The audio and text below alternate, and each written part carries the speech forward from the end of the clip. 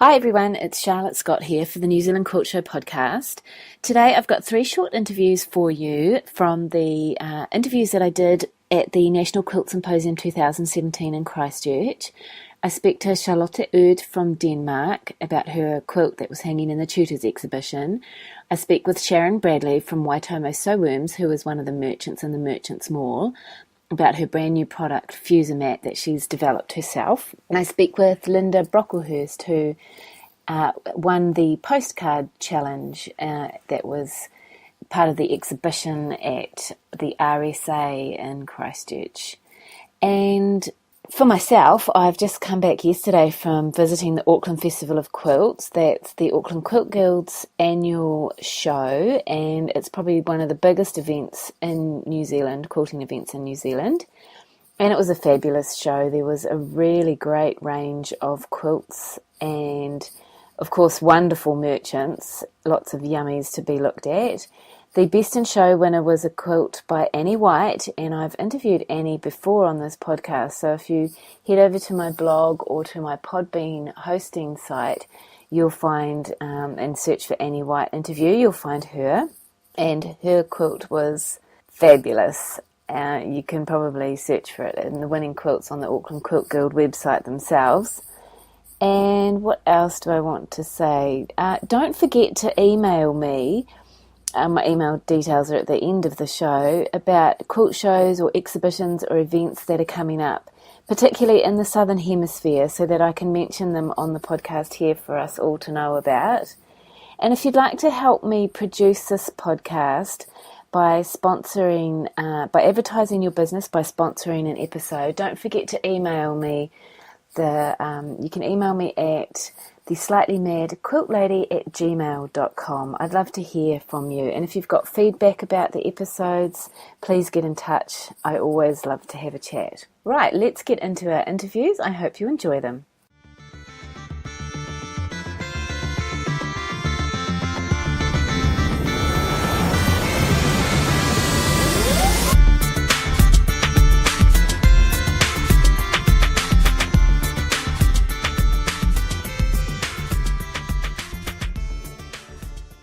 So very luckily, I've just managed to find Charlotte Ud from Denmark, who is one of the tutors at the New Zealand Symposium 2017, and I'm standing in front of her beautiful quilt called Life Cycle, Albatross, which is hanging in the Tutors exhibition. Congratulations, it looks stunning. And what I'd like to ask you about, Charlotte, is some of the processes that you've used, because as Claire Smith, who just wandered past, says everybody is standing there staring and wondering how you've done the things you've done. So can we start with this panel on the left? Yes. And can you talk about what you've done here? Yes. First, I've printed my panel of fabric here with deconstructed screen printing, Okay. which is a process that's very hard to control. You never quite know what you get, but I did more or less get exactly what I wanted for this. And then I printed some more like seaweed at the bottom, and I used a bit of paint stick on it also to enhance it. And then I have lately, or the past couple of 5-6 years, I've been heavily into machine embroidery. I used to do freehand machine embroidery, and I do that still, but I've also gone into digital programmed embroidery. Right. I love my computer just as much as my sewing machine, so that was a perfect marriage for me. So that digital embroidery, there's an albatross skull at the bottom of the panel, and the albatross birds, they're done digitally? Yeah. Yeah, wow. And then you've applied them to the quilt? Yes. It's hard to say, but I have actually sewn them onto a very, very thin organza and put them on. Okay, and applied that to the surface. Yeah. Can we take a step back to the deconstructed screen printing? Because a lot of people are not going to know what that is. So can you really briefly tell us the process? Yes, you start out with a blank screen, a screen with no design on, and then you make your design with thickened dye. It has to be fiber-reactive dyes that are water soluble. You can't use textile inks because they're permanent. Yes. So you make your design. In this case, where I try to get the water in the kind of heaven. Yeah. Kind, yes. I actually just use corrugated cardboard. Okay. to get the ripples. Right. So in this case, I put the corrugated cardboard. Is that what it's called? Yes, corrugated cardboard, yeah. At my table, I put my blank screen on top of that, and I squeegeed my black paint, because that's what it is. And when it dries, I had all the beautiful corrugations. Yes, right. yes. And then as you print, I've actually printed with colorless thickener for this, so I haven't used any dyes in the print. So what you see here is the release of the dye that's on the screen. On the screen, yes. And so you've repeated. So it's not just one big screen print. It's actually a repeat from the bottom up. Yes. Right. Exactly. So it's heavier at the bottom, and it gradually works its way up. Yes. Yeah. So you're releasing. You've released a lot of the dye at the bottom, and less as it goes up. And that was a plan, because I wanted it to be lighter and lighter. At the sky. So that worked very well. This is the same, actually. So on the right-hand side, we have a different texture, but it's the same process. Yes, it is. Okay.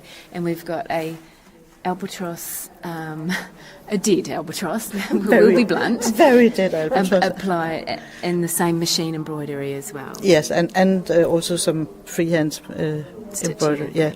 Now the centre panel, this is what intrigues everybody. There is a loose piece of, is it silk organza that you're working with? Yes, it is. I personally work with silk organza, so I love it. I love it too. Yeah, and it's free floating above the quilt surface.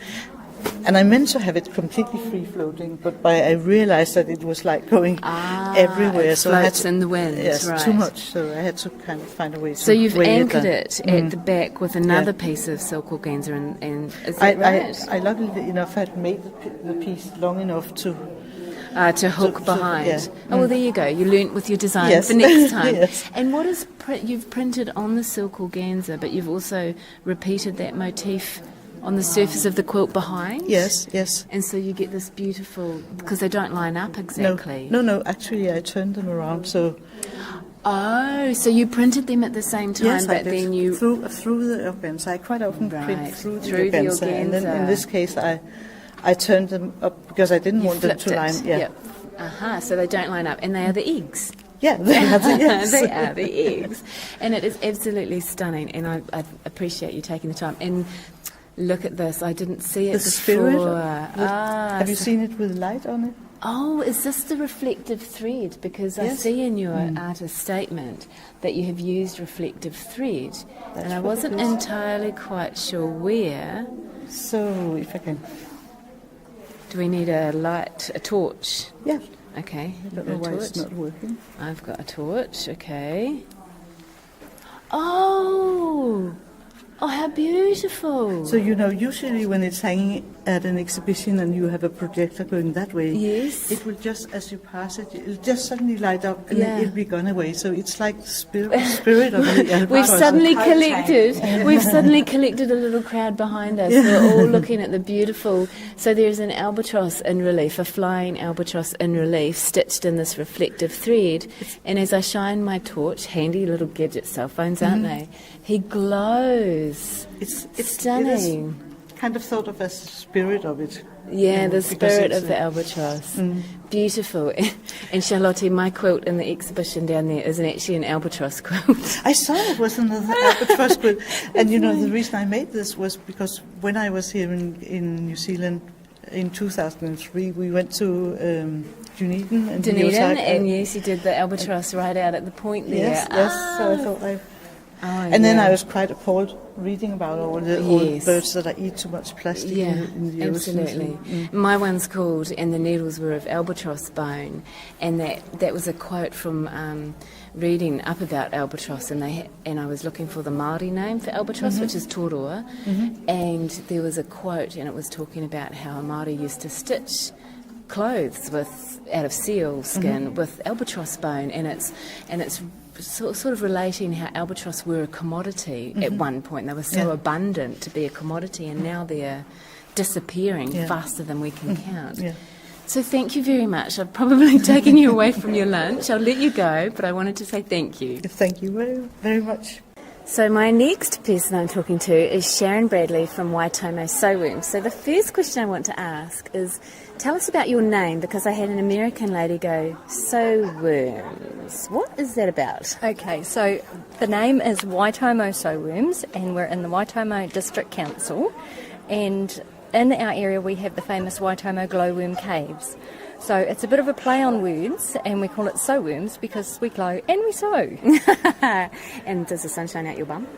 Occasionally.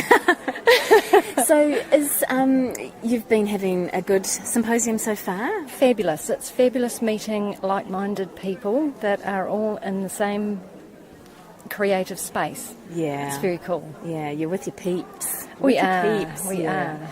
And you've got a really interesting store. I've just been looking around while you were dealing with a lovely customer, and you have got paints, you have got barley pops, you have got jewellery, you have got heat and bond easy print light, for putting through your printer. You've got batting, you've got kits, you've got kind of a little bit of everything. So is this what we'd find in your store? Okay, so our store has a real eclectic mix of everything. Because we're in a rural community, we can't afford to have loads of one thing. We have to have a little eclectic mix of everything. So that's what we do with our fabric lines, with our haberdashery lines, with everything. It's an eclectic mix of whatever we can get our hands on that's cool and new and out there, and perhaps something people haven't seen before. Because if it wasn't for your store, how far would people have to travel to get to something relatively decent? So unfortunately there's been some stores that have closed down, like the Taupo store and in surrounding districts. And so, for example, Taupo's 2 hours from my store. The nearest to the west would be New Plymouth. The nearest to the south would be Palmerston North. The nearest to the north is Te Awamutu. So it's quite a big catchment. Yeah, you're sort of smack in the middle of nowhere. I know. So you have something really new and exciting that I want to talk to you about, and it is called a fuse mat for applique, and it was designed by you. So tell us all about it, because I came past the other day and there you were demonstrating this, and I could kind of like peek over people's shoulders. You had this huge group of people in front of you and they were all really excited. So please. Okay, so the fuser mat came about out of frustration from the old brown applique mats that we've all had that slip and slide around, and in my case tended to climb underneath my rotary cutter when I wasn't watching, and would get cut into several million pieces when I wasn't watching. And so out of that frustration came what I thought was a good idea. It sort of came by accident. My husband's an industrial electrician, and he was stripping some copper cable which had this stuff on the outside, and I said to him, tell me about this stuff. And it's heat proof because it has to be to take high heats from the kilns and stuff like that. So it sort of all started from there, and I said to him that would be kind of cool. I know of a use for that. And there was actually some other things that have come off that cable that I've got in development at the moment with the same guy who's does the manufacturing for me. So watch the space, there's more to come. But the fuser mat is designed specifically for applique. It's designed so that when we melt that glue, so it doesn't matter what glue you use, whether it's a Visifix or a steamer seam or a heat and bond or whatever, it's a heat reactive glue. So the minute you put heat on it, it melts. It's like putting cheese under the grill. It just melts and goes.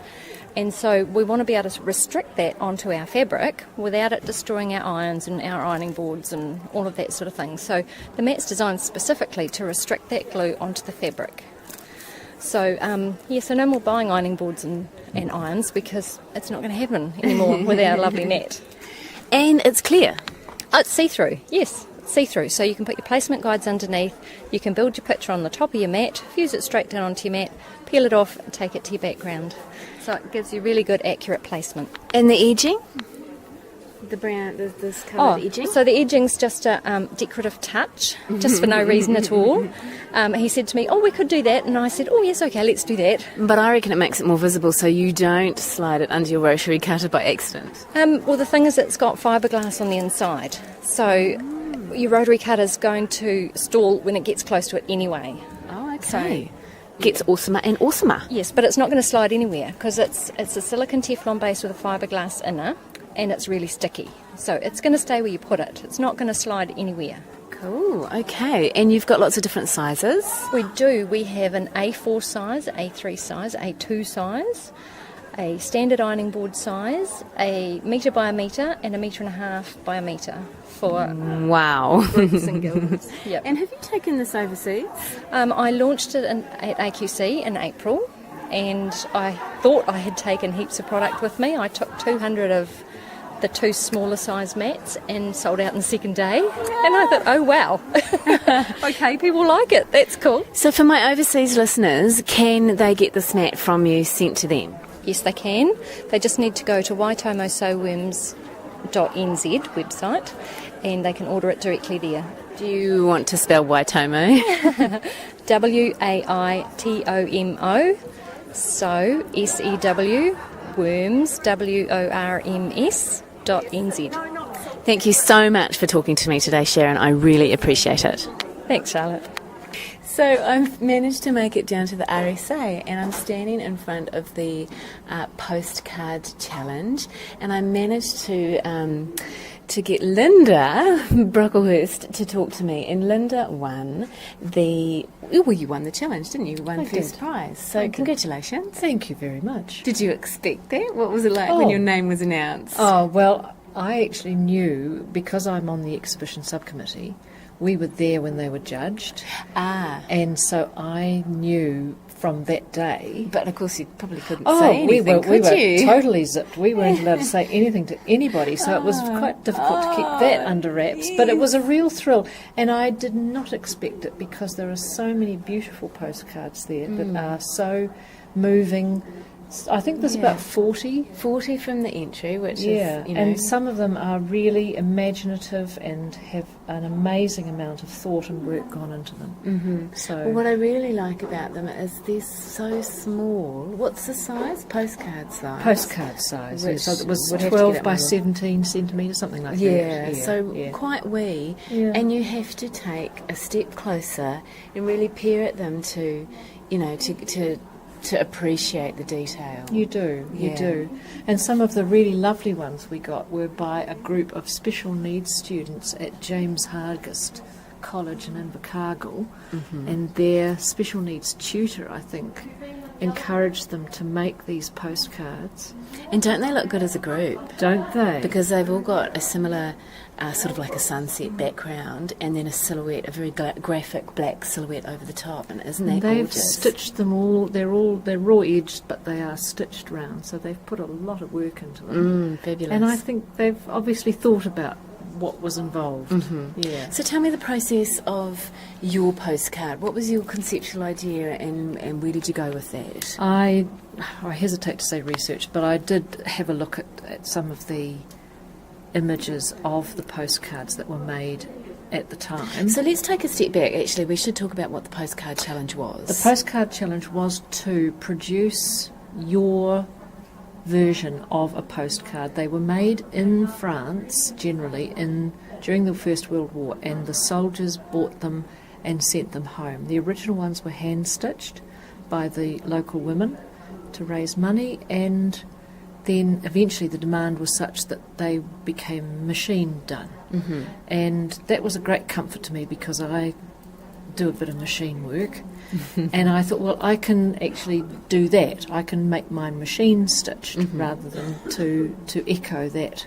The fact that they were doing that by the end of the war. They sent millions, apparently, made millions of them and sent them home. So you did a little bit of research. Yeah, I didn't want to copy one, but just to get the general flavour of them, and I wanted to make mine look as if it might have been an original one. Yeah, it does have an antique look about it. So how did you achieve that? Just the colour of the fabric. It was an old silk fabric that I had, and some old lace. Did you colour that fabric at all? No. I because if I had to say, I'd say that you almost tea stained it, but no. No, that was just the way it was. And how did you? So you machine set up your sewing Machine machine quilting, and yeah. machine stitch the beautiful forget-me-nots. Yes, I and did. the wording on it, which says forget-me-not, France 1917. Yeah.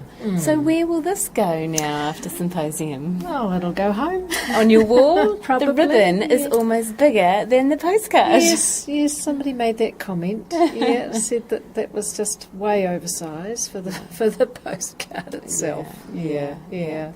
So for you, did you know much about these postcards in the war before you began this challenge? Not the postcards, but we actually have at home a couple of, I think they're handkerchiefs that were bought in France by my husband's family and taken to England, and they are embroidered. Yeah, very fine silk. Yeah. Is it that parachute sort of silk? It that they is, talk it about? is, yes. Yeah. And they are, they've just been stored away. But I know that one of them has what I think is quite unusual, a picture, a silhouette of a city with flames rising from it. Right, that's graphic, So, isn't it? very, yeah. So, I mean, obviously you won, and that would be your favourite from the bunch. But if you had to pick another one that really stands out for you, what would you pick? No, that would be hard. I think the one that came, the Merit Prize, the one that came second, I think is lovely.